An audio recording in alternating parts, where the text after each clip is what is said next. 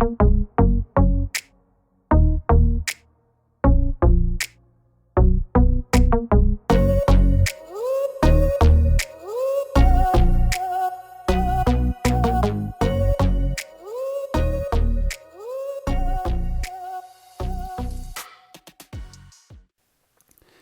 everybody, welcome to episode number 2 of the SHFT Hockey Podcast. I'm your host, Jory Elliott.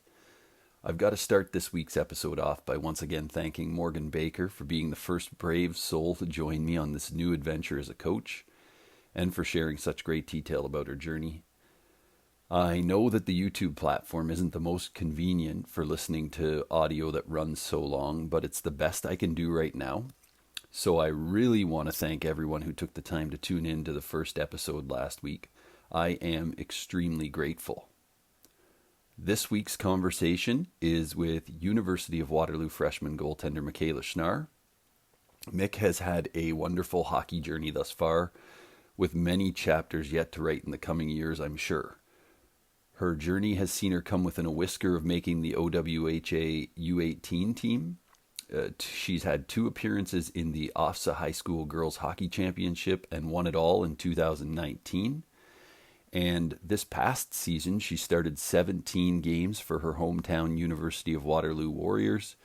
She posted 11 wins, 3 of them being shutouts, had a .936 save percentage and 1.81 GAA, all while facing an average of just under 30 shots per 60 minutes played.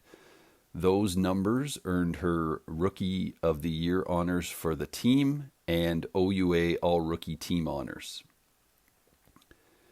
The enthusiasm and focus that Mick puts into her training is very evident throughout this conversation, and I think you're really going to enjoy that. So, without further ado, here's my conversation with Mikayla Schnarr on the SHFT Hockey Podcast. Thanks again for listening, and enjoy.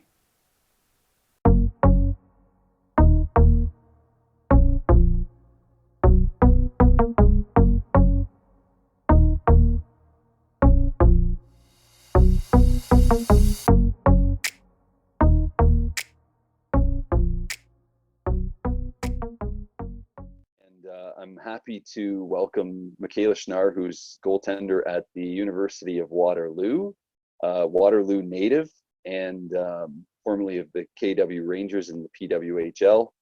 And I'm just excited to have her share her perspective on how she came through as a goaltender and what it took, or what she feels it took to get to that level where she's playing for her hometown university team, which is a pretty amazing situation to be in. Lots of pressure too, but I think that's the secondary part of it for sure. So thanks, Mikayla, for offering to do this. Yeah, thanks for having me. Yeah. So let's just go right to the beginning. Let's talk about, the first time that you figured out you were going to be a goalie, or what kind of led you down that path.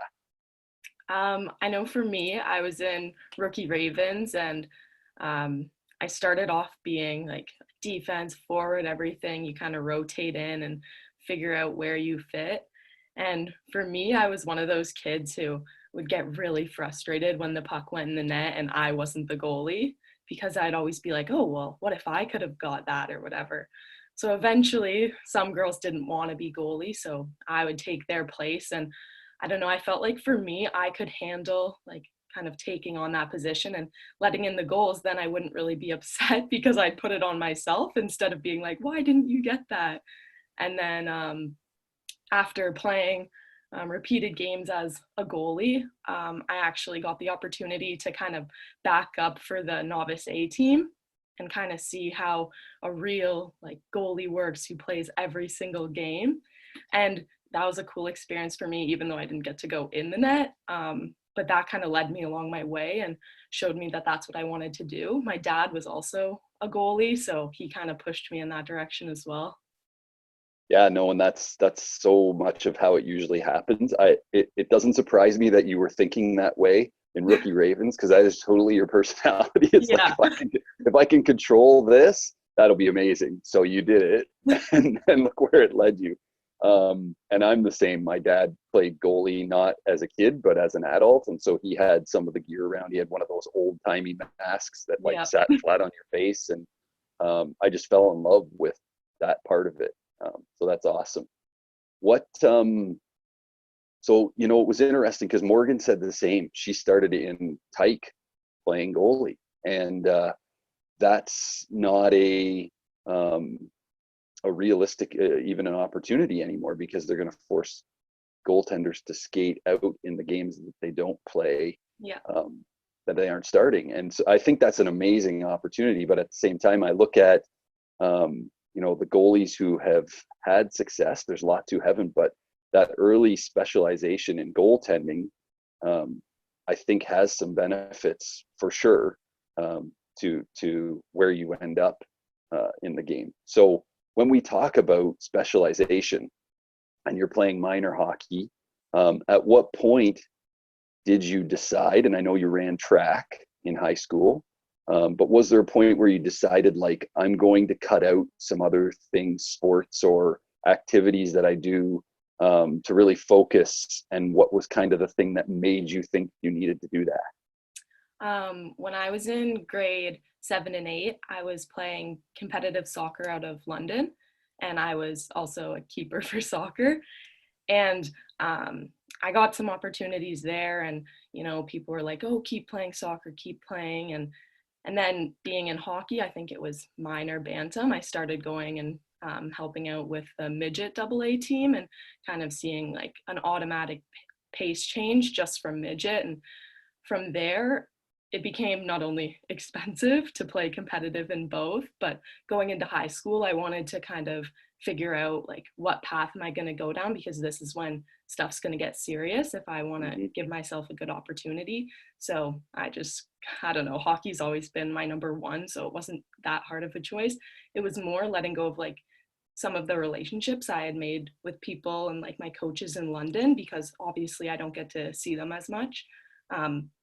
But no, I'm really happy for those opportunities too, because soccer, I don't know, it gave me a lot of like cardio and things that you don't necessarily learn from hockey. And I think that helped like my game be diverse. So Yeah, and that's a huge thing, is physical literacy for kids, because now, so often, especially on the boys' side, they're specializing at like 10, 11, 12 yeah, years old, and that's just insane to me that a kid plays hockey all year round.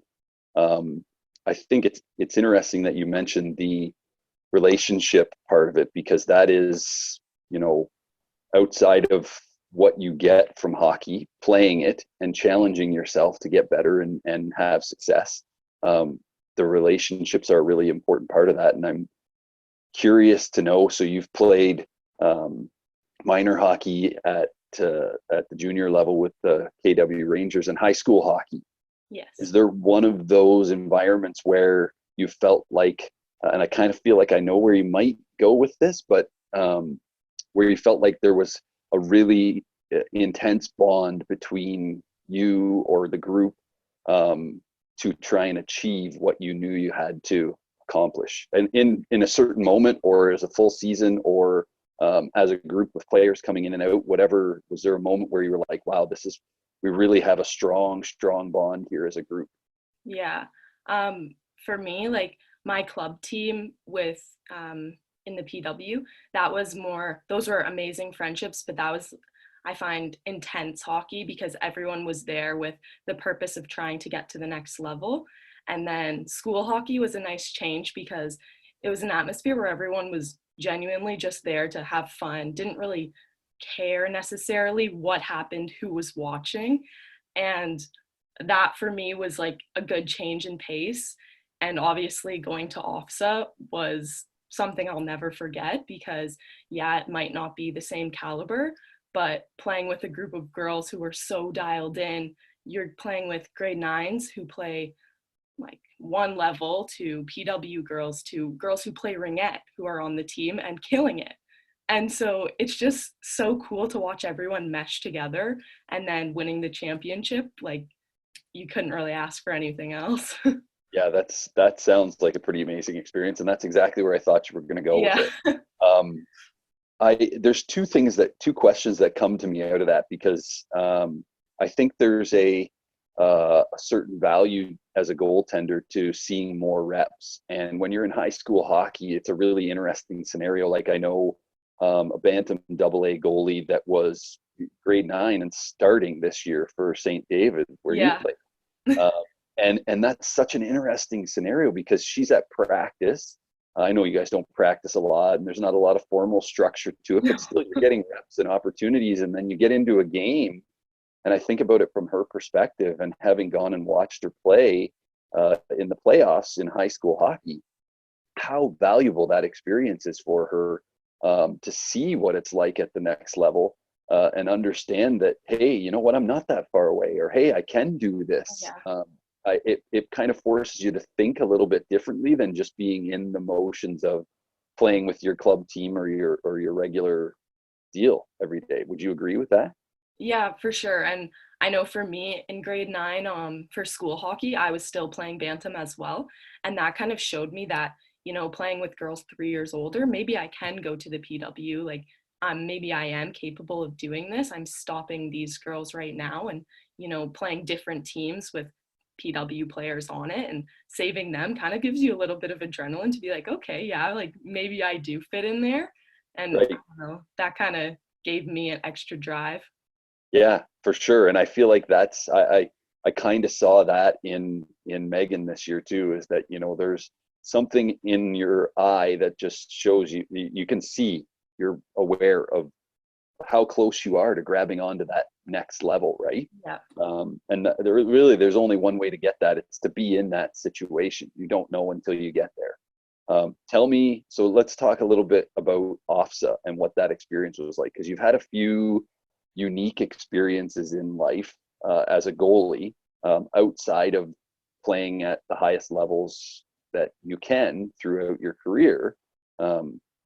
OFSAA being one of them, and going to the U18 camp, which we'll touch on a little bit later. But just tell me about OFSAA, like the experience of going to that with a group of girls that it's kind of like it's like a fairy tale almost, isn't it? When you go, even though you're good and all that stuff, it's everything kind of happens so fast, and it's boom, boom, boom, and then here we are, all of a Yeah, sudden.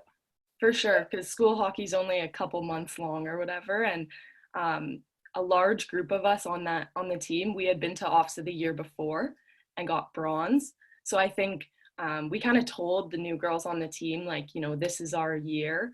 Because most of us were graduating. We had a lot of grade 12 players. And so right from the bus ride, like everyone's just pumped up. We're singing, like having a good time the whole way down. And then there's the banquet, which is just, you're never going to forget that. Like there's people giving speeches there and everyone's just together. And I don't know, I just thought it was a great experience. And then from the hockey part, you start in round robin. And for me, I played every game there, which was different because in PW, you're still, for the most part, rotating with your goalie partner. So playing a game at noon and then at 3 o'clock and just going through the motions, you just keep going. And I don't know, it wasn't even that you get tired though, because you're just so in the game and you're just like living for every moment that you don't even really realize what you're putting your body through, I guess. But I think the semifinals was really when the team realized, like, okay, we've got this, because we played the previous year OFSAA champions. So, or silver medal, something like that. And so this was our big test. They had about 5 or 6 PW players on it as well. And so we were like, okay, this is our big test. So we were down for a bit in that game. And then third period, with a couple minutes left, we took the lead. And right then we were just like, okay, let's finish this one off. And then we've got it. And so thankfully we did. And I got to talk to a few girls on the other team after that game who were pretty disappointed because they're in their grade 12 year and like they same goals as us, like going for gold, that's it. But Yep. that's the thing, like people might not see it as an intense atmosphere, but anything when you really dive into it, like it will mean a lot to you. So that was really cool. And then coming to the finals was kind of funny because I guess it's live streamed, like it really feels real, but everyone is so gassed. So, I mean, we all looked a little slow out there. And of course, we're going into overtime and overtime. And finally we put it away. So that was amazing. Of course, like all running to the girl who scored. And I don't know, it was just, I couldn't get the grin off my face for days. Like, it's just something I can replay that moment forever, probably. And I mean, I have the medal hanging on my wall. So, Yeah. Well, when you talk about it, it sounds a lot like almost an Olympics type atmosphere where, you come together and you think about, or junior team where you come together, you have some practices, you kind of sort it all out, and then yeah. you got to go and make it happen. And that's it. It's such a short season, and that's what you play for. There's no other thing but winning that last game of the year or winning the last game of the tournament that is the pinnacle of your season. And so I think that's just such a phenomenal opportunity and something to go through, and it helps build you into the person that you are at the end of the day, having those experiences. So let's go. I kind of want to leave it with you to define where we go from here, because I know that you started playing with the PW team kind of as a replacement, or like hey, we need a goalie. All up, yeah. Right. And you've been to the U18 OWHA camp, just missed the cut there. So I want to kind of feel through that process of like, what happened, how did we get there, and then what was the next sort of domino that fell? Mm-hmm. So I remember in grade 9, their goalies were both injured, I believe. So I got the opportunity to travel to Detroit and play in a tournament with them. So I'm here, 16, getting on the bus with girls who are 19, however old, and you don't really know anyone. So that was kind of a cool experience. I know first game I got to play in net. The whole team's rallying around you, though. They're like, okay, like, let's show this girl that she can do it. She's probably nervous, of course. And I remember in between the first period, I went over to the goalie coach of that team, Andrea Weckman, and she handed me my water bottle. I could barely hit my mouth. My hand was shaking so much. And she was like, you're doing great. Like, you can do this kind of thing. And after that weekend, I kind of made some relationships with some players on the team, and then getting called up for practices and other games, I kind of learned to feel like, okay, I do belong here, and this is something if I strive for, I can really kind of like pave the path for where my hockey can take me. And then from there, I made the team next year, and that's when things really got real, because you go to a tournament and you're coming straight out of bantam. So maturity might not all be there yet. You haven't really learned how to control your emotions. But you learn really quickly when coaches want to talk to you after games, you can't really be upset, because you need to like show that you can handle being at this level and you can handle possibly being at the next level. And that's something that took me a lot of time to learn, because I take stuff to heart, like letting in goals, I take very personal, or I used to anyways. And so that's probably the biggest learning, like piece of learning that I took from the PW. Just kind of learning how to hold your head high no matter what happens, because people are really watching the way you walk out of the rink, like how you're interacting with family after games. That kind of stuff is important. So that's something that I really, really learned, and this is where I am today. And then from there, I got asked to go to the U18 camps twice. So the first year going with older girls, and that was a cool experience. You have the fitness testing, you have seminars, it's a constant schedule, go, go, go. your body's exhausted by the end of the weekend, like slept the whole car ride home. And the next year, being in my grade 12 year, I was like, okay, this is my year. But then it's tough because you get in the dressing room with the group of goalies and, everyone's talking about, oh, I'm committed here, I'm going here. And I was the only goalie there not committed to a school.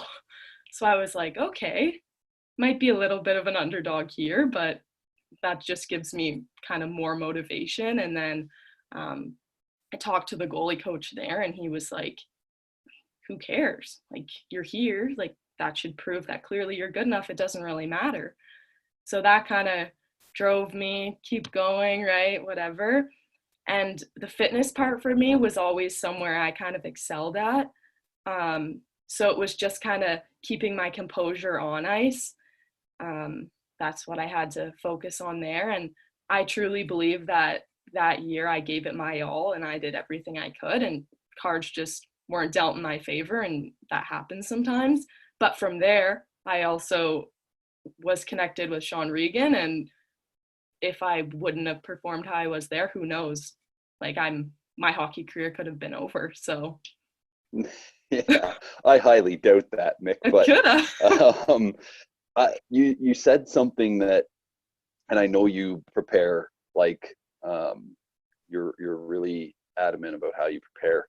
But was there, going to the U18s the first time, did that really open your eyes to like, wow, I need to do more to be at the level that they're expecting me to be at?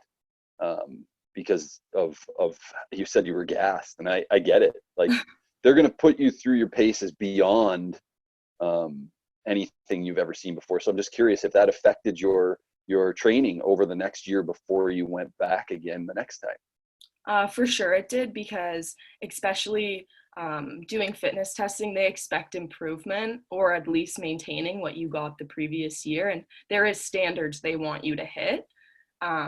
So for me, going into the next year, my gym teacher in high school actually really helped me out a lot, because I did pass the beep test the first year, but I wanted to get an 11 on the beep test. Like I was like, I need to get this. Of course you did. So, so he was my track coach as well. But in the winter months, once a week, we would go in the gym and run the beep test together, just to kind of prepare the best I could, because I knew in terms of chin-ups and jumping, I could do that stuff. But the beep test, there's a lot of mental stuff that goes into that too, and kind of overcoming your own body's urges to quit. So that helped me out a lot. I'm not sure if I did hit 11, but I definitely improved from the first year. And that was something that I found really valuable, because I mean, at least it showed that I was consistently trying to get better. So yeah, that's probably the biggest thing I did. Yeah, for sure. And there's a lot of great players who haven't made teams like that because they can't run that beep test. And just like you said, they set that standard because it's not about your physical capability, it's about your mental capability. Like, what are you going to do at the end of that tournament when you're gassed and you have to dig deep and find that energy and block out all the other stuff that's going on in your mind that's saying, this hurts, I shouldn't be doing this. Yeah. And that's a huge lesson. That's what they're trying to teach you. Not that you can run 11 on the beep test, but exactly. It doesn't surprise me at all that your mind was like, hey, I got to get to 11. It's just such I think it's such an important thing for kids to understand, is that don't wait until you get the opportunity to go there, because the information is out there now. Like when I was a kid growing up as a goalie, I had access to nothing. So, I had a coach that told me he was going to tie me to the goalpost. That was my coaching. I don't know what else to tell you. Yeah, mine was stop the puck a lot. Right.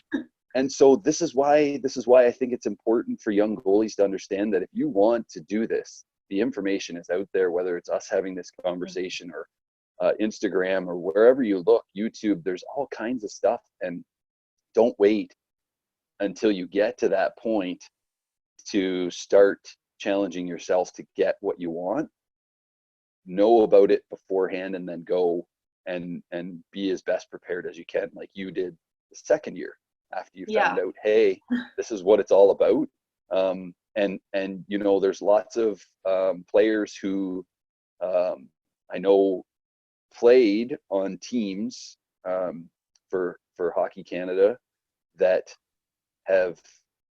that's been the demise of them, was not coming back and trying to be better, and somebody else did, and they got replaced. And that's just the way it goes. That's the world we live in. So learning that as a 16-year-old going to a OWHA camp is a really great thing.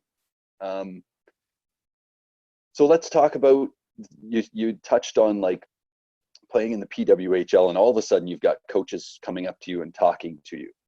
And at what point, and you said you went to the U18 camps, and I did something similar when I was, I want to say 15, 16, went to a junior B camp, and all the guys in the room were like, oh yeah, I'm a draft pick of Kingston, and I'm a whatever. And I'm like, I'm a dude from the country. Yeah. I don't know what else to tell you. So at what point did you have some kind of an idea of like where you'd like to go to, and what that was like trying to navigate that process of like, hey, I want to go play D1 in the US. What are my options in Canada? And then how that all came together for you in the end, as far as you said you met Reegs at the U18 camp, which is, I mean, you never know who's watching where. So that's a great lesson for kids. But how did it all kind of come together for you as far as your thought process on what you wanted to do, and then the end result being at the University of Waterloo? So starting off, being pretty young going into the PW, I think majority of players have the mindset of, if I can go D1, that's what I want to do. And so for me, Chad Campbell, he gave us some like letter templates and stuff so we could try to send out letters before big tournaments and that kind of thing. So, you know, I'd make up some letters and send them out and say, I'm playing this game and this game, like, come watch me kind of thing. And then from there, I actually made like a little hockey book. So I wrote down all the schools. I looked into the programs they had, because even when you're in like grade 9 and 10, you kind of know if you're more of a science person or a business arts kind of person. So I kind of looked which schools have, like, for me, I'm more of a science person, so which people have like science programs, and that cuts out a lot of options. And then I probably dug into it a bit deeper than some people, but I looked at their rosters and I said, well, which teams might need goalies? So that cut out a lot of options. And then you think, oh, like, what schools are you really seriously thinking of pursuing? And so that kind of narrowed things down for me along the way. And then I had a few interactions with NCAA coaches. And I think that really opens your eyes, because for me, I talked to one school when I was in my first year of PW, and that just blows your mind. Like, you're talking to an NCAA coach, holy, right? And so for me, as soon as I got that first connection, I was like, that's where I'm going. No doubt in my mind, right? And then you start having phone calls with them, and, you know, you're 16, 17 years old and trying to sound professional, whatnot. And then, you know, months and months go on and you kind of wonder, so what's going on here? So then you kind of have to start asking some tougher questions, like, you know, maybe where do I sit in your recruiting process? Or what are your like thoughts on me? Where do you think I need to improve? And so I did ask this coach, like, you know, where am I? Where do I stand? And what are things you'd like me to work on? And she said to me, so Mikayla, you're sitting in our second pool of goalies. And this just blew my mind. I was like, there's pools? Like, what does this mean, right? And so that was really an eye-opener for me, that, you know, you might think you have all these options, but you really need to find what works best for you. And I think the year after that, I kind of took a step back from trying to be so gung-ho and kind of just let my cards play out and see what happened. And from just worrying about myself instead of who was in the stands and all that, it actually opened up a lot more for me in terms of CIS and out West and looking at stuff like that. And then I came to a realization that, you know, the States probably isn't my route in terms of financial like expenses and all that. It just wasn't going to be attainable for me. And so then I kind of went through the same process, going through the CIS and that kind of stuff. Like, you know, what schools would seriously be interested in finding goalies? Which schools have I toured? And, you know, do I like the campus? Do I like the coaches? Do they have the academics? Like, those are all things you have to think about. You know, they might have great facilities, but are you going to go there if you can't see yourself there? Like, it all kind of plays out. And so then I was talking to a few schools, and I remember I got the call from Reegs saying, "Oh, do you want to come like tour?" I know, like, I'm from Waterloo, so I've been on the rink. I've kind of seen something. So for me, this was kind of like, oh, Waterloo, like I've been here my whole life, you know? Right. And I've talked to a lot of other recruits who kind of felt the same way. You get on campus and like it's like you're not from there. For me personally, like it blew my mind after my mom was like, "So, like, what do you think?" And I'm like, "I love it." Like, it's home. My grandparents can come watch me play, my parents, my friends. So you have this support system around you. It's a great school academic wise. Coaches are awesome, Jory. And then so everything kind of just came together for me. And then, you know, you sit down, talk things out. And anyways, so you have to figure out by certain times, like where are you seriously gonna put your future? Like, who are you gonna put your future into? And I remember my mom was having knee surgery and I was at home just thinking, and, you know, I was thinking in terms of everything. You have to think of your family. You have to think of like the financials of everything, and, you know, what's seriously going to be the best situation for you. And I can't imagine not looking up to my mom in the stands. Like, that's just something for me. Every game I'm looking for her. And so thinking of me going away like out west, out east, whatever, and not have like knowing she's watching online, but it's different. And I couldn't really give that up. So my mom's in the middle of surgery and I call up Reegs and tell him like Waterloo's for me. And obviously she gets out of surgery and I tell her, "Mom, sign the papers." And she's like, "What the heck?" Happy, but she's tired. So Right. I don't know. It kind of all just came together. You kind of just have to let it play out. You can't try to make something happen that's not right for you.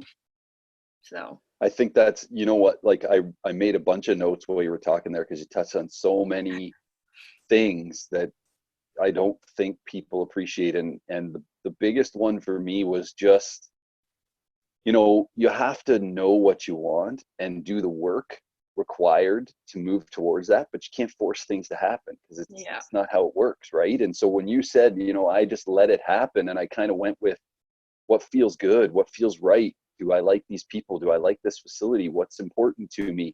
And then let that happen. Don't force it overnight. And I know players who've done that and have regretted those decisions. Some uncommit, some come home early, and it's just part of the process.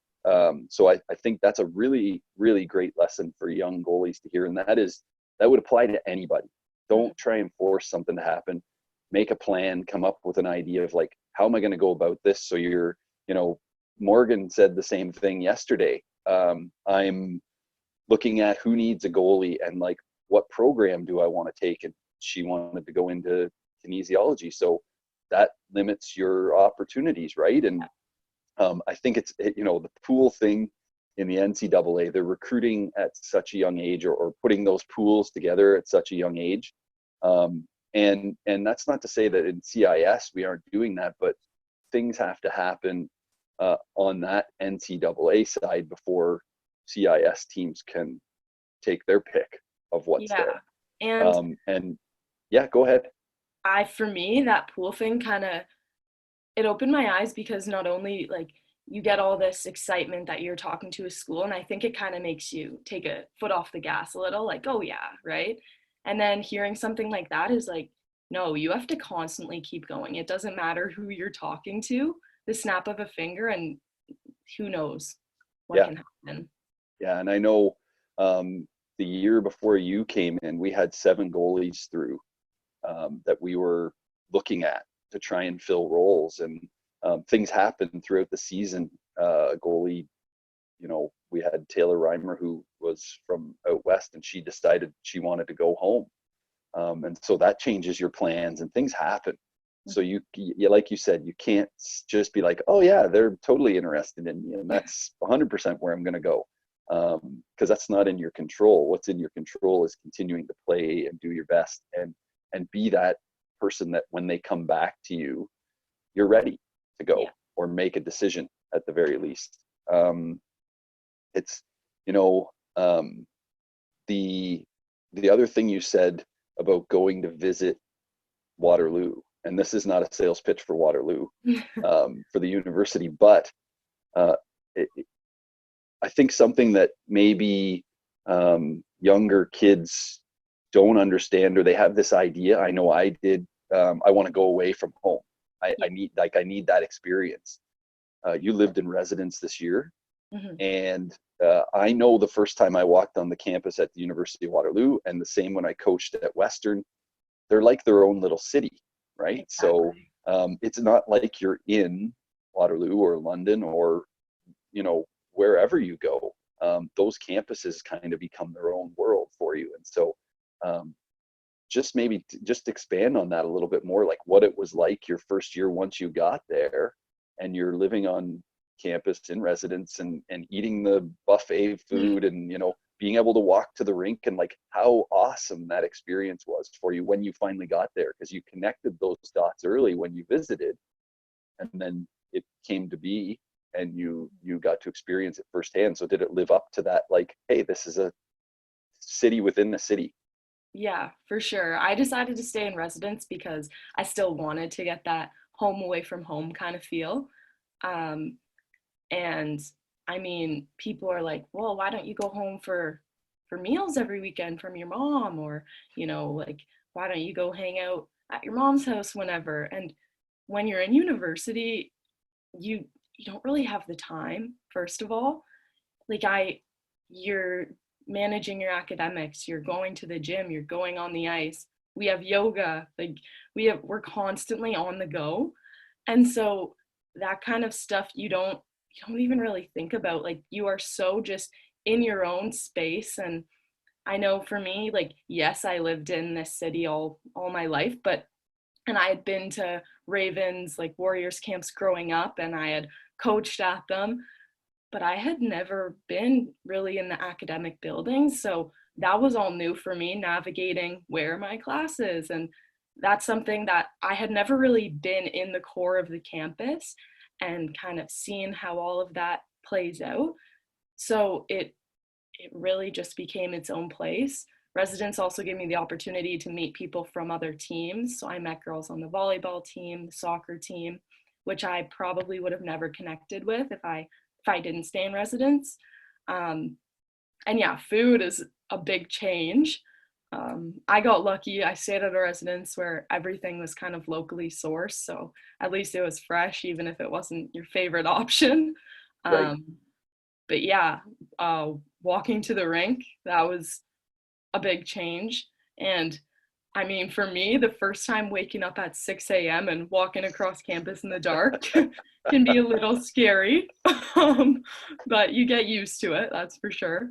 And I loved it. Like, you get up knowing I'm going to do what I love every day, and it's just something I wouldn't trade for the world. So yeah, it's a pretty amazing opportunity, and I think that there's a good lesson in it, because I can't imagine going to an NCAA school and having any better experience than what you're having in your own hometown, Yeah. going to the University of Waterloo. And that is, I think, something that, especially for goaltenders, if you're an exceptional skater, there's probably an opportunity for you to go play Division One. As goalies, and knowing what they're doing in the U.S. and how they're really trying to develop their own products on the male and the female side in goaltending, I think that, you know, the more realistic option, or the one that makes the most sense, is to stay home, and because the experience is phenomenal, in my opinion. And everybody that I've talked to, every goalie that's gone to a school across the country has had a similar experience to what you've had. Yours just happens to be in the same town where you grew up. Yeah. But that's such a great thing for young goalies to hear, is that the experience is amazing. And you don't have to have all that pressure or that feeling of like, I got to go NCAA, I got to go Division One, I got to play for, you know, one of those top schools or whatever it is. Because that's not, in the end, it's about the experience and being in an environment where you feel like you can still challenge yourself.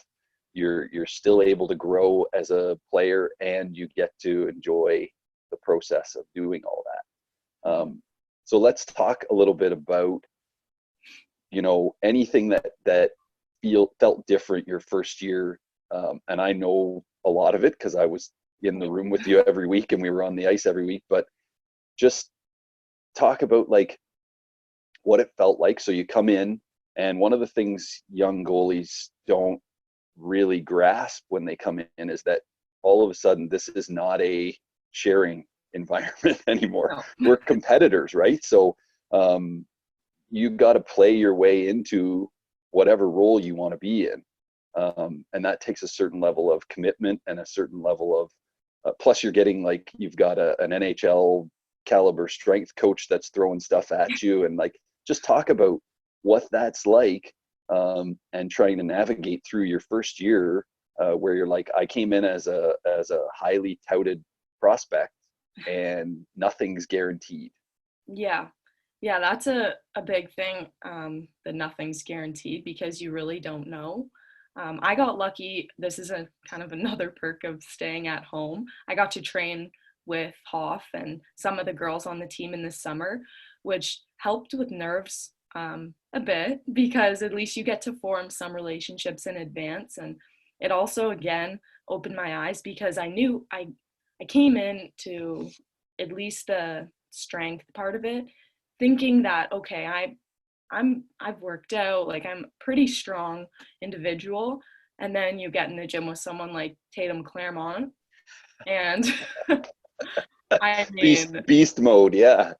like, that's just what you strive to be. Like, you realize, like, okay, this really is the next level. Like, you never get to that place where you're like, oh, I've peaked. Like, there's always room to keep getting better no matter what.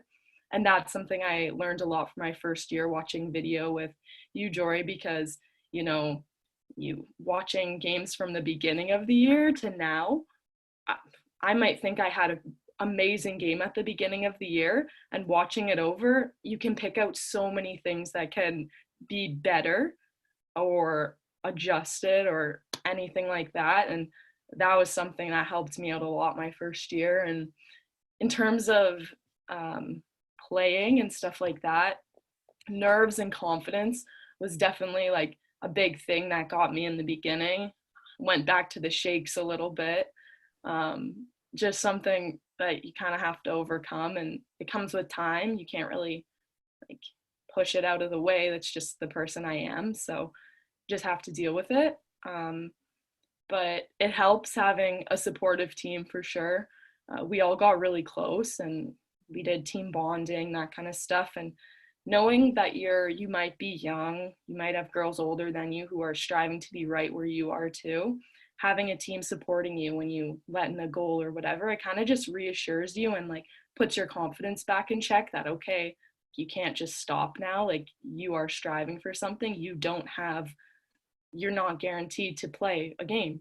You don't really know what's going to happen. So it's kind of just, I don't know, keeping your confidence in check and all that stuff I found was really important in being successful. I think it's that it happens so fast Yeah. in the female game where one day you're splitting the net with your goalie partner pretty regularly. And then all of a sudden it's like, hey, you're third string, let's go. Yeah. And that doesn't happen quite as dramatically in the boys game, because they do in their minor hockey, there's a lot more acceptance of the fact that one goalie might be better than the other, and this is about winning, and this is about them getting opportunity. And if you want their job, you got to take it. But the part that you talked about where, you know, like it's a process. Everything's a process. It's always a process. The goalies in the NHL at the highest level are still in that process. They've made it to the highest level, but they're constantly learning, watching video, like, oh, how could I have played that situation differently? You know, just picking up what shooters do, specific shooters on specific teams. And like, there's so much depth to it. And it's things that you can continually challenge yourself to grow if you want to. And that's what the good players do.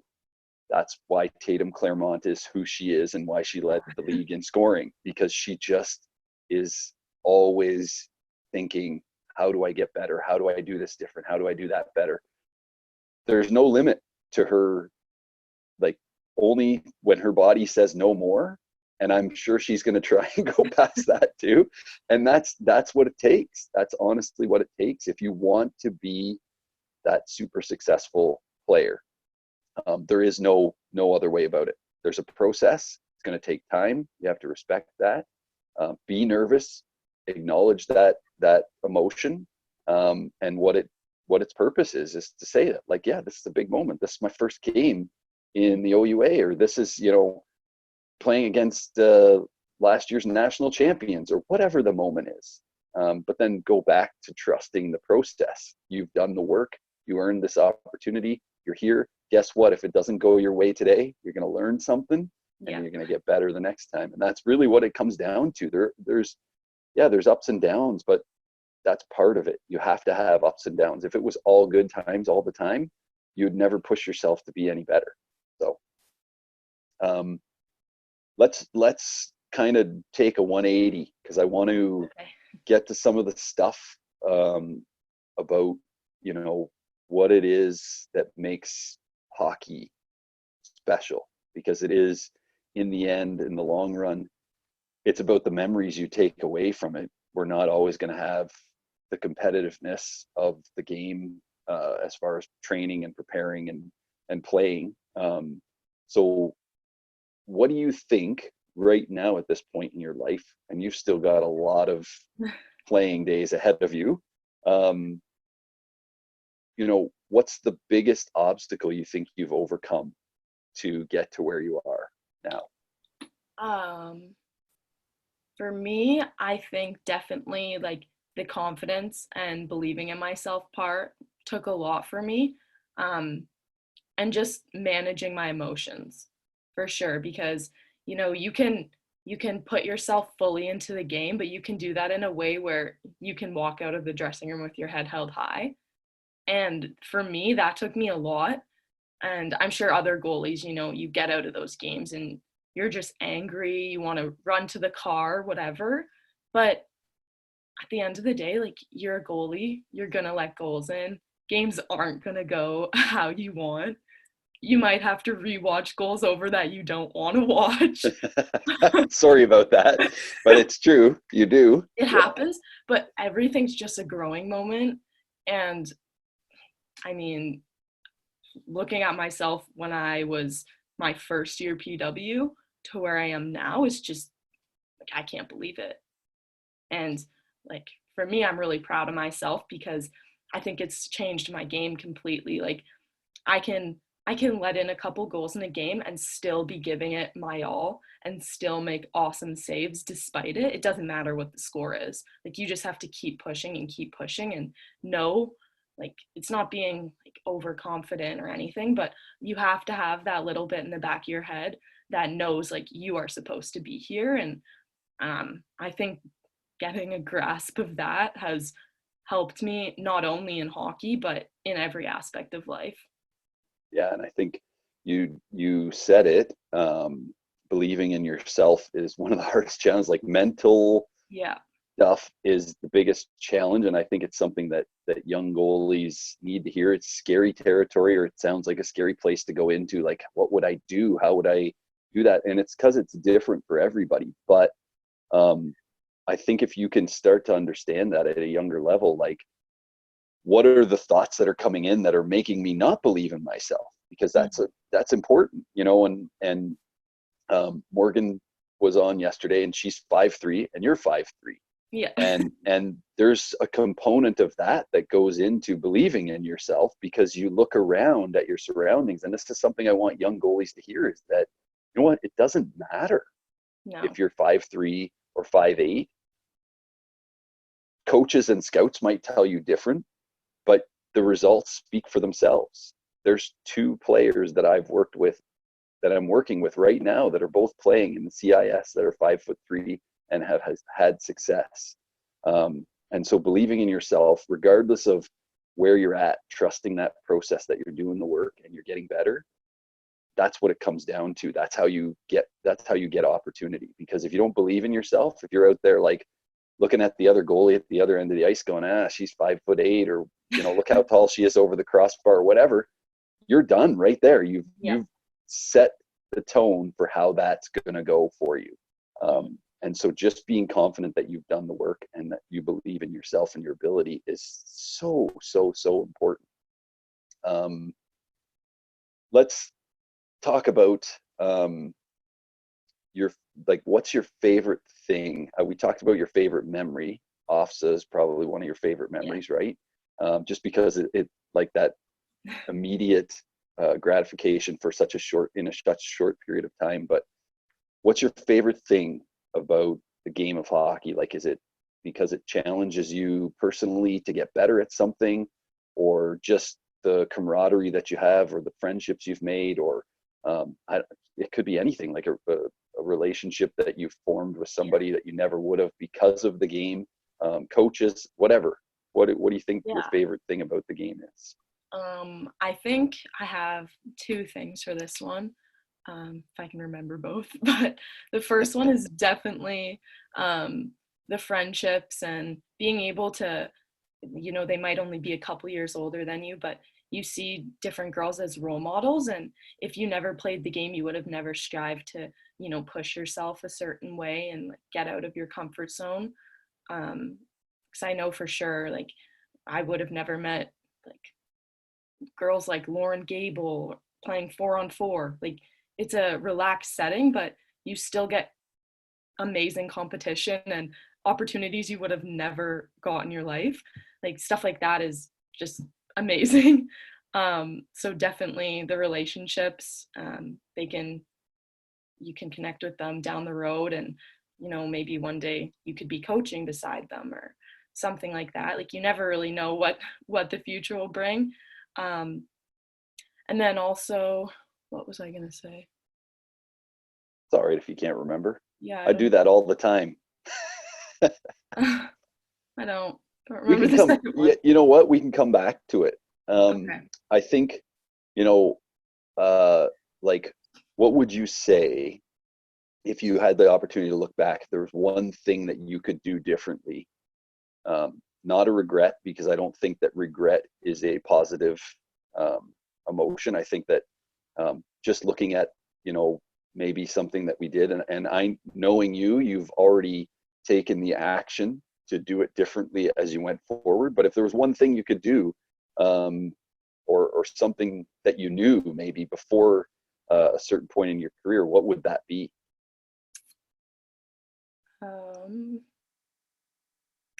I think for me, when I was younger, or not even younger, even like the first couple times I ever met you at my PW practice, I think I would have been more open to feedback, because coming through minor hockey, your goalie coaches are parent volunteers or whatnot. So they're really on the ice just telling you you're awesome a lot of the time. So the first time you really get some good feedback, you're like, whoa, like you kind of feel a little threatened by it. So I think maybe not like closing off at the beginning, like just really being open to feedback and grasping that, because I could have learned things faster.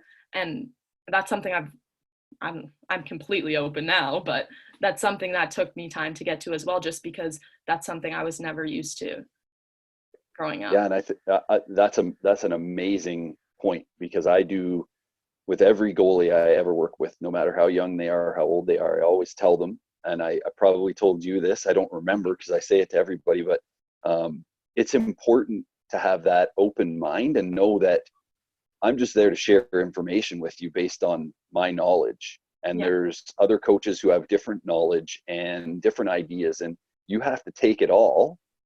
So the more coaches you can get information from and put that into one big ball that becomes how you do things is amazing.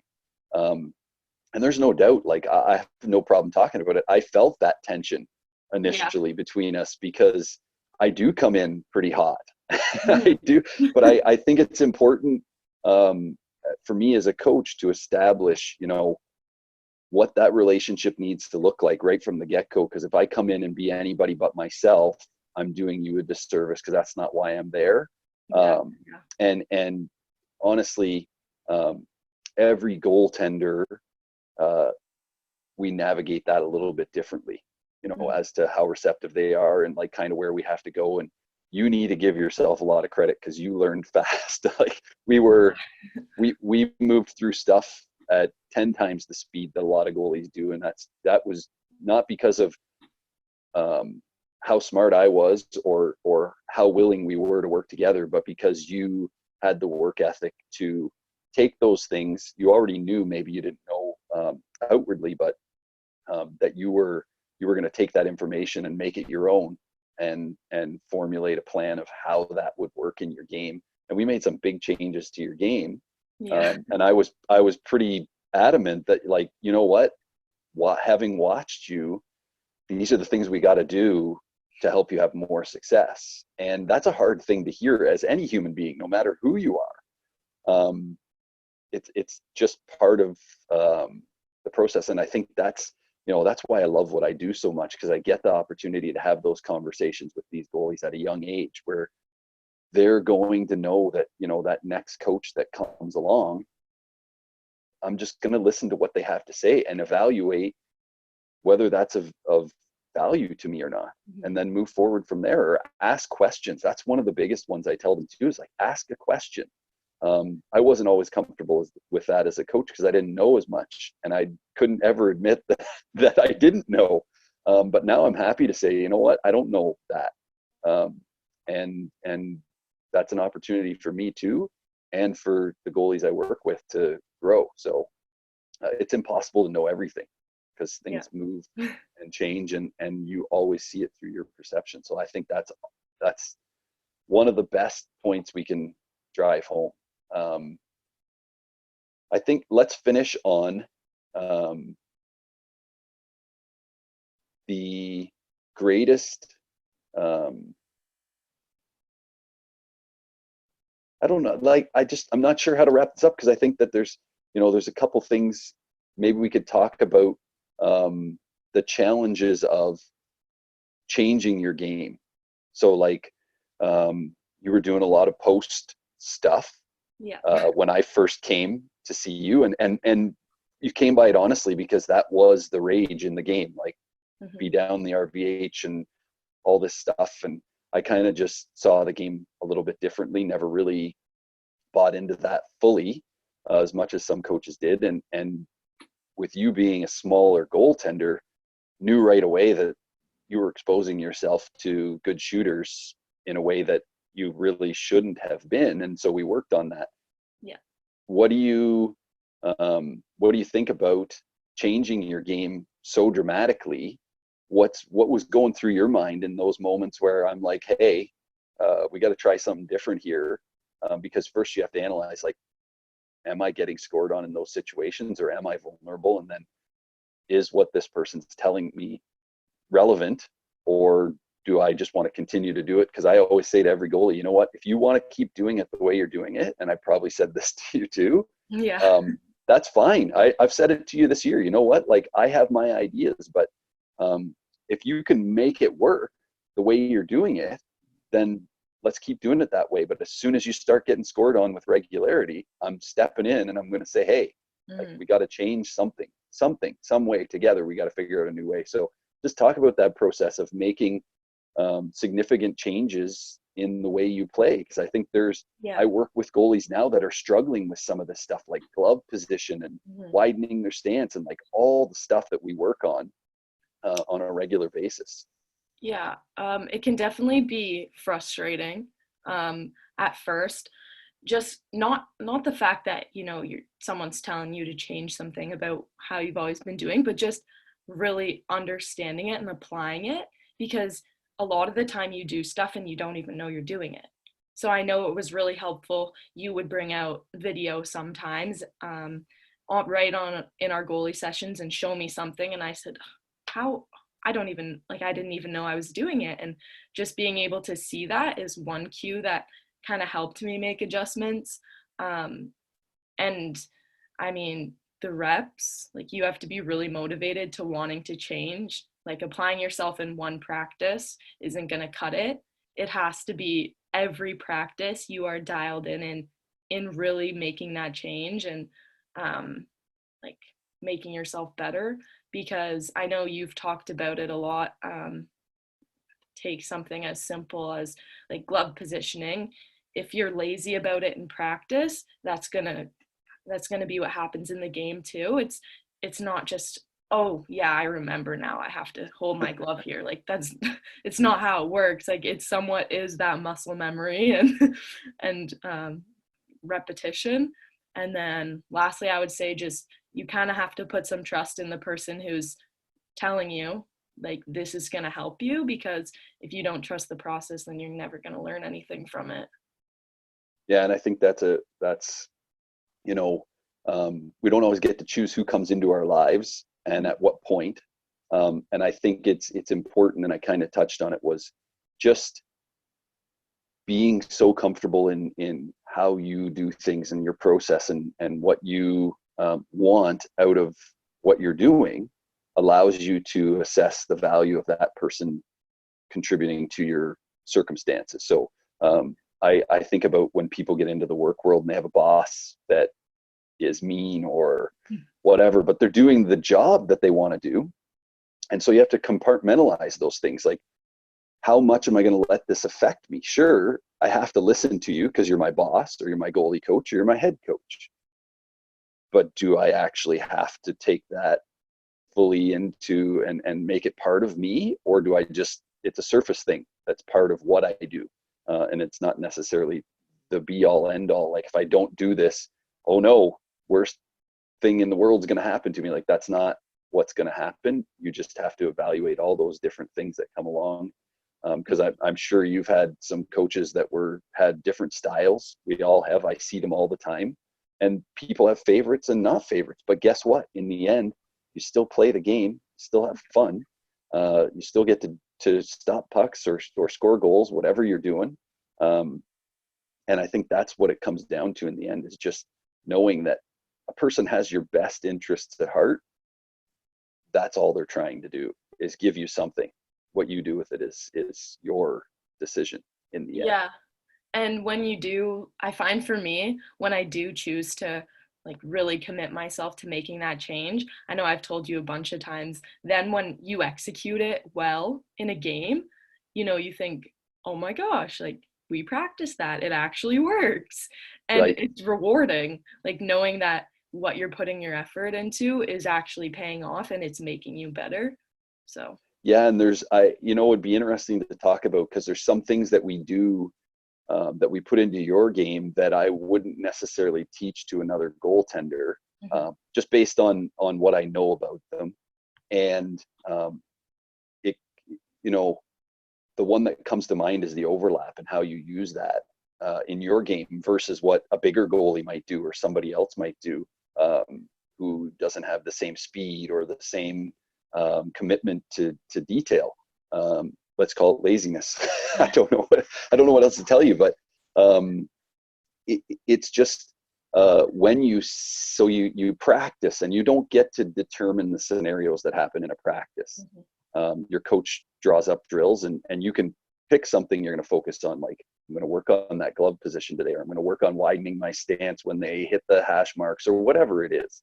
But when you see it happen in a game and you connect the dots, because we worked on that overlap thing so much, and with me shooting, which is terrible, but it's what you have in the moment to work on. And then when you see it happen in a game and you realize, like, okay, coach took a piece of the game that he understands and knows this is how players are going to do this in this situation. And now I have a goalie who has certain skills, and we're going to have her play those situations a certain way. And we're going to see if we have success in that way. And so, like, talk about what that felt like when I kind of brought an idea to you about, like, let's do this. And then you're trying to connect the dots without having a whole bunch of playing experience in a league where you had to trust me a lot, that I knew what kind of situations you were going to see in order to take that project on and commit to learning that skill and making it your own. You still made it your own. It's not, the way I would do it if I was doing it, but it's the concept, it's the theory, the idea of, like, what are you going to see in the game, and how do I want to play that so that I have the most success possible on a regular basis? Yeah. So speaking to the overlap, for example, that's something that I had never heard of. Like, why would you put yourself down there? I had never really considered it. And then again, like, watching video and seeing how vulnerable above my shoulder is when I don't overlap opposed to when I do, puts a lot into realization, and kind of knowing that if you want to do what's best for not only you but your team, and to have good results, you need to change things, and you need to try different things. And obviously it's awkward and uncomfortable trying new things at first too, because your body's like, what are you doing? But once it finally clicks, you never really go back to what you were doing before. And if you do, you messed up. So Right. And you know what? It's a game it's a battle. It's a chess match. Every time a player comes down, they're trying to make the perfect shot, and you're trying to play it perfectly so that you make a save. Yeah. And sometimes that player is going to win the chess match. That's just the way it is. But when you look at the game and the way it flows and the kind of chances that come, and then giving yourself the best opportunity to have success consistently over and over again. And I think that's that's how I look at the game as a coach, is like, how am I going to help this goalie be successful 98% of the time? And if you can be successful 98% of the time, you're going to be one of the best goalies in the world. Yeah. And that's just the way it is. It's not, you can't be 100% perfect. The game wasn't created on shutouts. It was created on goal scoring. People wanted to score goals, and then some sucker was like, I guess I'll stand in there, and that's how a goalie was made. Yeah. So it's just I think it's such a great thing for a young goalie to hear that, make it your own, be committed to finding your way, because I see that a lot in young goalies, is that we talk about a concept, or I give them something, and they're very aware that it's causing them troubles. But having the commitment to do that in practice for 2 weeks straight, that's my only focus. And I know I'm going to get scored on, because I'm focusing on this, not focusing on tracking the puck. But I need to move that glove into the box as the puck approaches, or I need to widen my stance versus backing into the goal line, or all those little things, or like, you had a major competition with your brain on the overlap, where you're like, my brain doesn't like this. I can do whatever I want with my body, but my brain is like, no, this is not where I'm supposed to be. But once you acknowledge that you're feeling that, and then force it to continue to do it the other way and see results, then that just becomes the way you think. Yeah. And the more you do that, the more you're capable of integrating different ideas into your game and seeing different ways. Like I know, I still know of goalies that shade off the angle a little bit and give glove side, and there's all kinds of stuff you can do as a goalie. That's, again, not something that I would teach somebody to do, but if it works for you and you can have success, do it. Mm-hmm. Do the things that make you successful. There's, I don't know, 62 goalies in the NHL. There's 66 1 and 2 goalies in the CIS, and I bet you every single one of them has a part of their game that's different than another one. Yeah. And another one and another one. So like it's not a cookie cutter, but the ideas are similar in what we're trying to accomplish, which is stop the puck. Let's leave it at that, unless there's something you want to add. I think that's tons of information that kids can grab onto and really just kind of let it sink in. Well, we don't have anything to do for the next, hopefully not more than a month, but it's going to be a while. So yeah, is there anything that you want to add to that? I remembered my one point from earlier, let her rip. In terms of my favorite thing. Yeah, that was about. It's a good one to end on. Great one to end on. Yeah.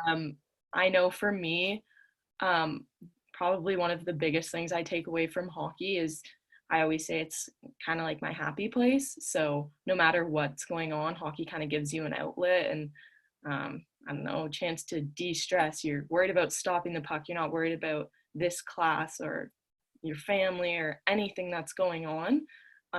So yeah, it kind of, if you truly love the game, it will act as kind of an escape for you. And I don't know, I think that's just something awesome that any sport can give you, any hobby, anything like that. But if you truly love it, it can really play a big role in your life.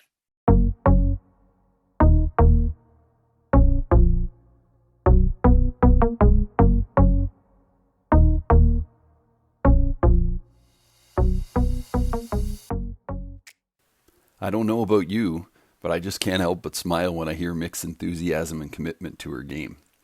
Thanks again to her for joining me this week. Next week, we're going to jump over to the boys' side of the game when I share a conversation with third-year University of Waterloo goaltender Trevor Martin. Trevor's a Canadian Hockey League veteran with 3 seasons in the OWHL and a cup of coffee in the QMJHL. He appeared in 88 games over that span, and he's going to share his story of navigating the trail from minor hockey to the junior ranks as a kid from northern Alberta. He'll also talk about how he ended up at the University of Waterloo, where he got the opportunity to play alongside his older brother Terry, who also happens to be a goaltender with an incredible hockey journey that saw him play college hockey in Las Vegas, a story he'll share on an upcoming episode of the podcast. I look forward to catching up with all of you again in a week's time to share Trevor Martin's story with you. Until then, take care of yourselves out there, and thanks again for listening to the Shift Hockey Podcast.